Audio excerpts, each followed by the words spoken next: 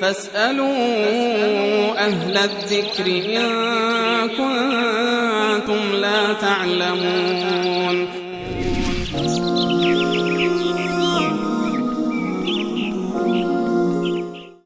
برادر دیگری SMS فرستادن، چهار شماره اخیرشون 4573 که ایشون ذکر الله سبحانه و تعالی رو میکنن روزهای جمعه، بعد نماز جمعه جمع میشن، میگن که سلسله قادریه شریفیه هست و ذکر خدا رو میکنیم. گفتن که این شیوع پیدا کرده در منطقه ایشون و در این مورد اگر توضیح بدید. درباره این که ما میدونیم که یکی از مواردی که الله و رسول الله صلی الله علیه و سلم برای ما تعیین کردن و ما مسلمان به اون اعتقاد داریم این است که دین ما یک دین کاملی هست. الیوم اکملت لکم دینکم، من دین رو برای شما تکمیل کردم. رسول الله صلی الله علیه و سلم تمام مواردی رو که به اصطلاح کارهای ثوابی بوده و کارهای تعبدی بوده، عبادت بودن، اینها رو به ما نشان داده و ترغیب کرده که این عبادت رو شما باید انجام بدید. زمان عبادت را، کیفیت و نحوه اون عبادت را، مکان عبادت را دقیقاً برای ما مشخص کرده. دین مبین اسلام هیچ جایی رو در واقع خدشه‌ای ندارد، خللی ندارد که فردی بعد از رسول الله بیاد و اینو در واقع تکمیل بکند. هر فردی که بعد از رسول الله صلی الله علیه و سلم یک امر عبادی را که از اون تقرب میجویند اونو در واقع اضافه بکنه در دین، این یک نوع بدعت و نوآوری در دین هست که این از دیدگاه اسلام رد هست، بنابر حدیثی که حضرت عایشه رضی الله تعالی عنها روایتش کرده در صحیح بخاری که رسول الله صلی الله علیه و سلم فرمودند که هر امری که من احدث فی امرنا هذا ما لیس منه فهو رد، هر کسی که در دین ما چیزی را که بی سابقه هست، قبلا نبوده، در زمان پیامبر نبوده، ایجاد بکند و نوآوری بکند، این در واقع رد هست و مردوده. و سوالی که این بیننده عزیزمون یعنی کرده بودن جالب هست که ما نمونه این رو در تاریخ اسلام یعنی به صورت واضح داریم. در زمان حضرت عبدالله ابن مسعود رضی الله تعالی عنه راوی این حدیث میگه که ما عادتمون این بوده که ما قبل از اذان فجر میرفتیم در کنار منزل عبدالله ابن مسعود می نشستیم و زمانی که ایشان میخواستند بروند با مسجد همراه با ایشان میرفتیم، یعنی قبل از نماز وقتی اذان دم در دروازه خونهشون منتظر میموندن، ایشون که بیرون می آمدن همراه با ایشون میرفتن در مسجد نماز میخونن. یکی از روزها حضرت ابو موسی اشعری رضی الله تعالی عنه رفت به مسجد، دید که گروه زیادی در مسجد جمع هستند و مثل همین موردی که بینندهمون اشاره کرده و حلقه هایی رو زدند و در هر حلقه یک نفر ایستاده و میگوید که کبروا 100 هللوا 100 سبحوا 100، که میگوید که 100 مرتبه بگید سبحان الله، 100 مرتبه بگید الحمدلله، 100 مرتبه بگید لا اله الا الله، 100 مرتبه بگید الله اکبر. یک نفر ایستاده و اون افرادی که نشستن حلقه‌ای رو زدن و جلوی روشون سنگریزه ها هست، همه حساب میکنن، یعنی سنگریزه ها رو برمی‌دارن سبحان الله سبحان الله سبحان الله 100 دانه به اصطلاح کامل باشه. ابو موسی اشعری رضی الله تعالی عنه رفتند، وقتی که این وضعیت رو دیدن فورا رفتند خونه حضرت عبدالله ابن مسعود رضی الله تعالی عنه که قبل از نماز فجر بود، یعنی وقت سحر این کار رو انجام میدادن. گفتند که ابو عبدالرحمن اومده بیرون یا نه، مثلا کنیه حضرت عبدالله ابن مسعود اومده یا نه؟ گفت نه هنوز نیومده، ما منتظر هستیم. صبر کردند، ایشون اومد، گفتند که چه خبره؟ گفت بله من رفتم در مسجد یک چنین وضعیتی رو دیدم. گفت خب بهشون چی گفتی؟ امر و نهی نکردی؟ گفت نه منتظر هستم که شما چه دستوری بدید. و نهایتا حضرت عبدالله بن مسعود رضی الله تعالی عنه رفتن در مسجد و بالا سر ایشان ایستادن. گفت که ما اسرع هلکتکم، چه زود شما هلاک شدید.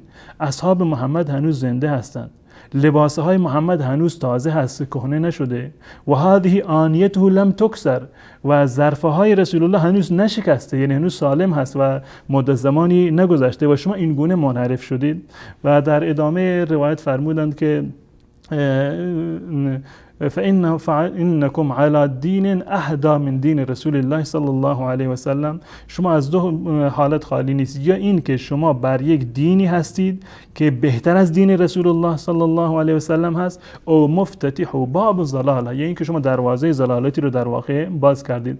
و بهشون گفت که بروید گناهانتون رو حساب بکنید، عدوا سیئاتکم فإنی ضامن لا تضیع من حسناتکم شیء، بروید گناهانتون رو حساب بکنید، من تضمین کنم که هیچ نیکی از نیکای شما گم نشود.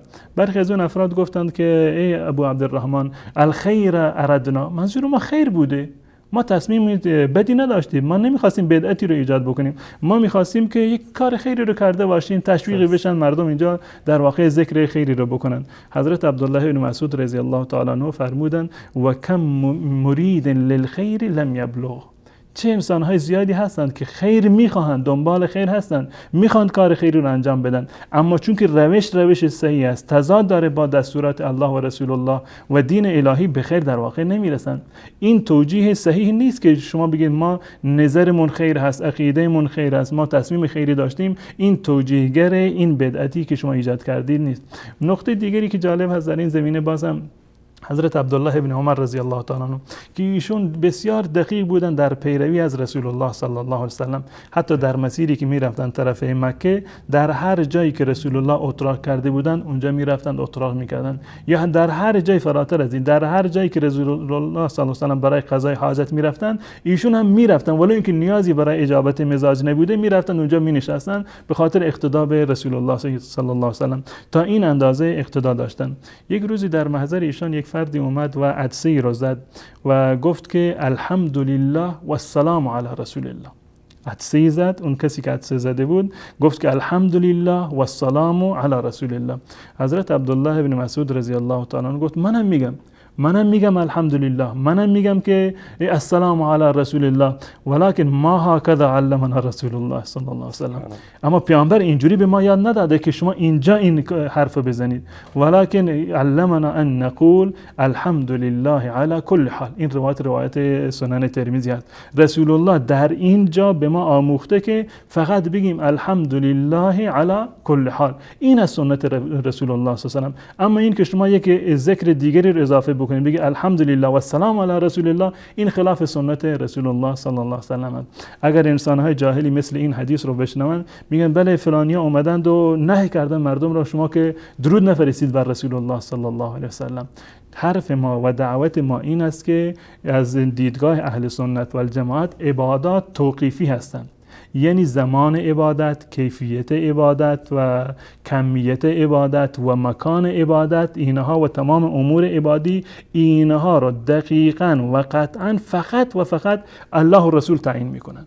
هیچ شخصی اجازه ندارد که در این موارد دخل و تصرفی را انجام بدهد. مثلا ذکر کردن رو یک وقت خاصی براش قرار بدن، یا تعداد خاصی که در شریعت نیامده قرار بدن، نماز خوندن را، روزه گرفتن را، یا هر عبادت دیگر را که منحصر به یک زمان و مکانی بکنن. این خلاف عقیده اهل سنت و الجماعت هست و هر گونه ذکری که این گونه باشد در واقع جایز نیست. ما در هیچ یکی از روایات نداریم که رسول الله صلی الله علیه و سلم بعد از نماز جمعه مثلا نشسته باشه، مثلا با اصحاب مثلا ذکر بگه، یا بعد از نمازهای پنجگانه یا هر وقت دیگری. هر چیزی که در دین مبین اسلام در واقع سابقه ای نداشته باشه و یک بدعت نوین باشه، از دیدگاه اهل سنت و الجماعت مردود هست. بنیانگذارش هر کسی که باشد برای ما تفاوتی رو نداره، زیرا که حضرت عایشه رضی الله تعالی عنها فرمودند که از زبان گرامی رسول الله صلی الله علیه و سلم من احدث فی امرنا هذا ما لیس منه فهو رد. یک قاعده کلی است، هر بدعت نوینی که در زمان پیامبر نبوده